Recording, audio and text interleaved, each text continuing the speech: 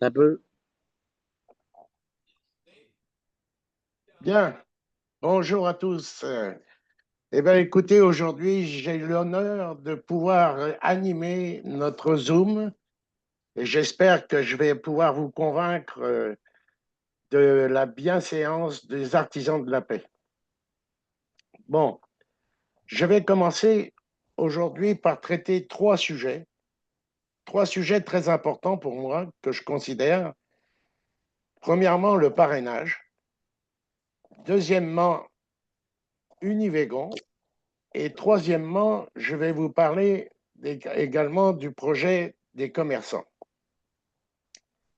Mais avant toute chose, bon, on va parler de ce qui se passe un peu, comme on le dit tout le temps, dans notre petit monde, à savoir que, bon, bah, il y a une grosse tempête internationale qui est en train de se faire grâce à notre ami Trump qui s'est mis 99% des pays contre lui.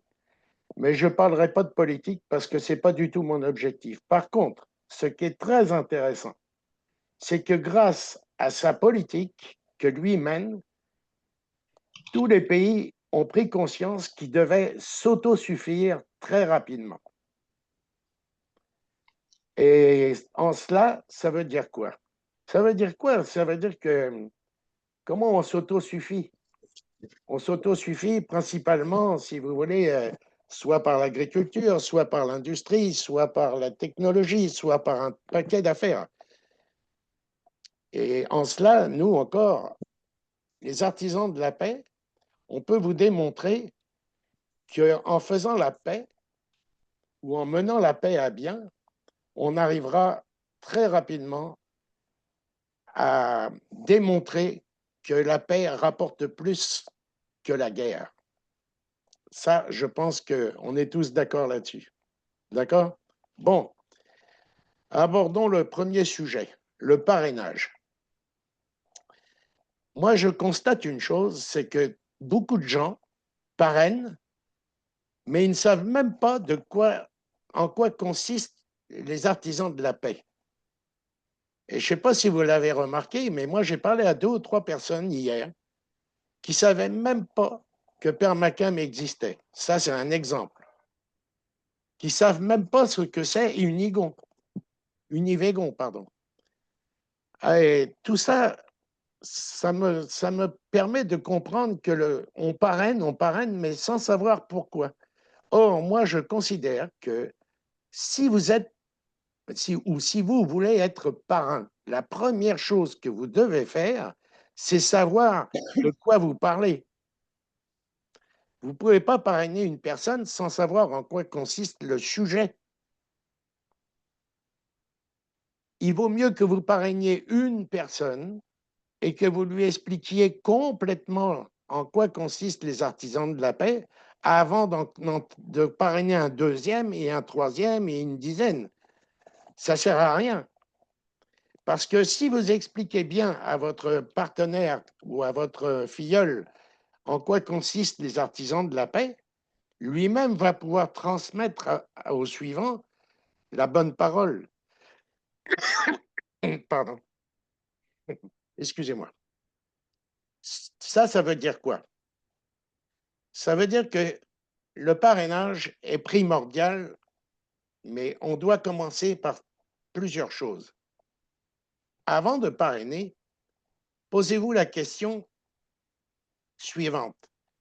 Qu'est-ce que je veux faire dans ma vie? Où je serai dans 5 ans? Ça, c'est une question primordiale. Est-ce que je veux m'impliquer dans quelque chose? Vous devez savoir en priorité que vous devez penser à vous. Rappelez-vous, par exemple, que quand vous êtes dans un avion et qu'on décroche immédiatement, parce qu'il y a une dépressurisation, on décroche immédiatement les masques. Et on vous dit, mettez d'abord votre masque avant d'aider les autres à mettre le leur. Eh bien, c'est la même chose dans le parrainage. Commencez par vous-même. Apprenez par vous-même. Et ensuite, vous transmettez. Vous pouvez aider ainsi vous aidez vous-même, ensuite vous aidez votre famille et ensuite vous commencer à prévoir ce que vous allez faire dans votre avenir. Ça, c'est très important. Voilà ce que je voulais faire un petit peu comme aparté, si je puis dire, dans le secteur du parrainage. Donc, ce qui va être prioritaire dès maintenant, c'est que vous compreniez tous les rouages des artisans de la paix. Ça va être un des rôles que je vais commencer à mener avec vous. Bon, deuxième sujet, on parlait de Univegon. Quand vous allez dans votre back-office, vous pouvez voir à l'intérieur de votre back-office que vous avez, de combien vous disposez. Peut-être $1, $2, $3, certains 10, 20, 30, 50, 100, etc. Chacun, selon ses activités, à développer, lui permettant de justement avoir un certain montant d'argent à l'intérieur de son compte. Savez-vous que si vous investissez, par exemple, quand vous allez dans Univegon, vous voyez qu'il y a des projets à l'intérieur. Vous avez le projet des artisans de la paix qui nous développe à l'heure actuelle principalement la vente du linge qui se développe énormément depuis ces dernières semaines et qui nous permet de générer des revenus qui sont immédiatement réinjectés. Oh, oh, je m'excuse, mais il y a du monde derrière moi là qui parle trop fort. Luc,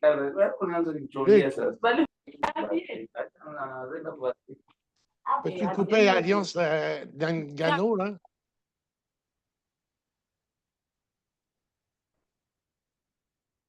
OK. Bon, je continue, je m'excuse, j'ai été déconcentré d'un seul coup là. J'étais en train de vous parler donc oui, du petit argent que vous pouvez disposer à l'intérieur de votre compte personnel. Maintenant, cet argent-là, vous voulez le faire fructifier. Pour le faire fructifier, c'est très simple. Mettons que vous ayez $1, mais que les 1000 personnes qui sont dans le réseau aient $1. 10% reviennent, si vous l'investissez, 10% de cette somme revient automatiquement à l'intérieur de votre compte. Pardon. Donc, ça veut dire quoi? Ça veut dire si vous êtes 1000 personnes, en une seule journée, vous avez récupéré votre dollar. Vous avez juste à faire le petit calcul et vous allez voir que ce que je vous dis est vrai. $1, c'est rien, mais vous l'investissez à l'intérieur d'un projet. Et ce projet, il consiste à quoi faire? Jusqu'à temps qu'on ait atteint l'autosuffisance de ce projet, tous les investisseurs qui vont avoir mis de l'argent à l'intérieur vont bénéficier de tous les revenus ou des partages de ces revenus qui vont être redistribués à l'intérieur de ceux qui ont investi. C'est rien, $1. Mais si vous le faites, vous allez voir que ça va aller très vite. Bon, qu'est-ce que je peux vous dire d'autre maintenant sur Univegon? Je parlais tout à l'heure, par exemple, du programme de Permacam. Oh là là,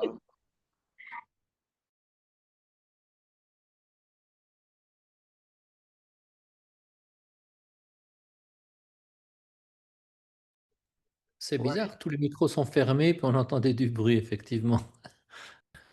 Oui, ça y est, on a tout fermé. Excusez-moi, mais c'est désagréable d'entendre des gens là. Ils savent pas qu'il faut qu'ils coupent commencer par couper. Bon, je continue mes données. Donc, je disais, beaucoup ne savent même pas actuellement, par exemple, en quoi consiste le projet Permacam.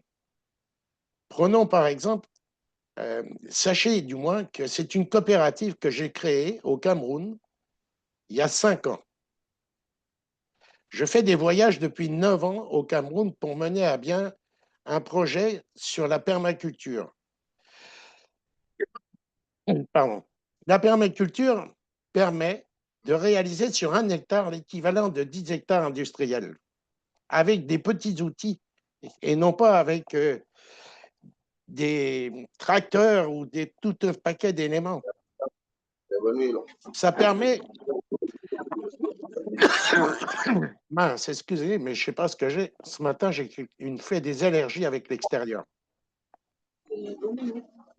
Bon, il y a encore du monde qui parle.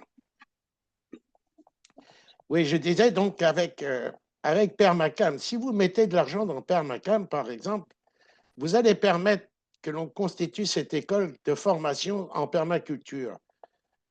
La permaculture, c'est un domaine qui permet et qui devrait permettre, par exemple, comme je le fais au Cameroun, de faire 5 fois le revenu actuel des petits agriculteurs. Un agriculteur gagne environ 30 000 francs, c'est-à-dire 60-70 000 francs, 60 à 70 dollars canadiens. Excusez, ça va vraiment pas bien. Si on leur enseigne correctement la permaculture, sur un simple petit hectare, ils peuvent multiplier par 5 fois leurs revenus. Ça, c'est un exemple que je veux vous donner. Mais bon, il ne faut pas oublier non plus que dans Univégon, il y a aussi ce qu'on appelle les futurs festivals qui vont se dérouler dans les différents pays. Les festivals rapportent également beaucoup d'argent. Donc, tout ça, ça retourne encore à la collectivité. Si vous regardez bien maintenant en quoi consiste le programme général des, des artisans de la paix, vous pouvez vous rendre compte qu'à terme, en se battant les uns près des autres pour atteindre les objectifs, que nous allons pouvoir vraiment développer quelque chose de formidable à travers le monde. C'est ça que je vais vous faire entendre aujourd'hui. Je pense que j'ai fait à peu près le tour. Luc m'avait dit aussi de vous dire que le linge fonctionne très bien à l'heure actuelle. Il y a de bons revenus qui commencent à rentrer et que ça va permettre également d'avoir une petite redistribution auprès de tout le monde. Donc, bon, si vous avez d'autres questions, on va pouvoir les aborder plus tard. Mais là, je pense que j'ai abordé les sujets principaux. C'est-à-dire, on parle du Nivégon, on parle des... Ah oui, j'ai oublié de parler des commerces, excusez-moi, c'était le deuxième sujet important. Les... Pourquoi on a monté un programme pour les commerçants? Je vais vous dire, l'achat local est l'un des domaines les plus importants. Il faut donc que chaque commerce ait de la visibilité. Pour lui donner de la visibilité, on a créé un programme qui va permettre, dans tous les pays, de recenser des commerçants, de les inscrire, d'indiquer en quoi ils sont en mesure de vous apporter des produits, des services, etc. Et le fait de faire ça, ça va générer des revenus très, très importants pour, pour les artisans de la paix. En plus, celui qui travaille dans le domaine, s'il est un peu le sens du leader ou qui veut le devenir, il va pouvoir effectivement faire beaucoup d'argent. Donc, c'est dans un intérêt général total. Mais rappelez-vous que l'achat local permet le développement de l'économie et fait en même temps de votre pays, peu importe le lieu où vous vous trouvez. Et ça, c'est ce que je veux démontrer aussi. Moi, j'ai personnellement commencé à faire le Canada. En 2 mois, j'ai recensé 600 commerçants. Ça veut dire que si vous allez sur le site, sans vous, je dis bien là, sans vous connecter, vous rentrez dans le site, vous ne vous connectez pas, mais vous allez en haut voir le menu. Vous tapez sur commerçant vous tapez sur Canada, et là, vous tapez par exemple sur la ville de Terrebonne. Vous allez voir, il y a à peu près 313 commerçants, si je ne me trompe pas, juste sur cette ville. Ça permet de donner de la visibilité à tous ces types de commerçants, que ce soit des restaurants, que ce soit des gens qui sont dans le domaine je prends des exemples idiots, là, mais dans la photographie, d'autres vendent des matelas, d'autres vendent ceci, d'autres vendent cela, etc. Il y a un paquet d'affaires. Il y a beaucoup de gens qui sont également dans le domaine des soins de santé, etc. Pardon. En gros, ça, c'est un des projets majeurs à très haut revenu pour le futur, autant pour le commerçant, parce que quand il a de la visibilité, qu'est-ce qu'on fait? Pour qu'il ait de la visibilité, on va distribuer des milliers de brochures à des consommateurs qui, eux, vont venir voir en quoi ça consiste, qu'est-ce qui se passe dans les artisans de la paix au niveau des commerçants. Dans chaque pays, ça va être le cas. On va développer dans les prochaines périodes plusieurs pays. Il y a des gens qui m'ont demandé de faire un développement au Congo, au Togo, pardon. Et il y a des gens qui m'ont demandé au Tchad. Le Cameroun va être développé également très rapidement, en plus du Canada, mais il y a d'autres qui peuvent s'intéresser. La France, en particulier, j'ai fait un recensement sur l'existence du nombre de commerces en France. Il y en a 430 000. Imaginez-vous, là, 430 000 personnes qui sont inscrites, même si on en avait que la moitié. 215 000 commerçants inscrits en France, ça serait fantastique. Ça donnerait une relance dans l'économie locale. Et ça, c'est un besoin dans chacun des pays. C'est comme ça qu'on va redresser l'ensemble de l'économie en achetant local, en produisant local, etc. En tout cas, le mot local doit revenir sans arrêt dans votre esprit. Voilà ce que je pense avoir tout dit aujourd'hui. Luc, si tu as quelque chose à rajouter, je te passe la parole. Oui, bonjour à tous. J'espère que vous m'entendez bien. Euh, Oui, oui. on va arrêter l'enregistrement. Alain, je pense que tu as tout dit, tu as bien élaboré les choses. J'aimerais passer à la liste des questions et aussi parler des vraies affaires pour le bénéfice des gens qui viennent aux hommes. Qui viennent aux hommes, on va parler d'une section de ce qui s'en vient. Donc, alors, je vais arrêter l'enregistrement de ce pas. C'est ça, Joe? Ah, c'est moi? Excuse-moi,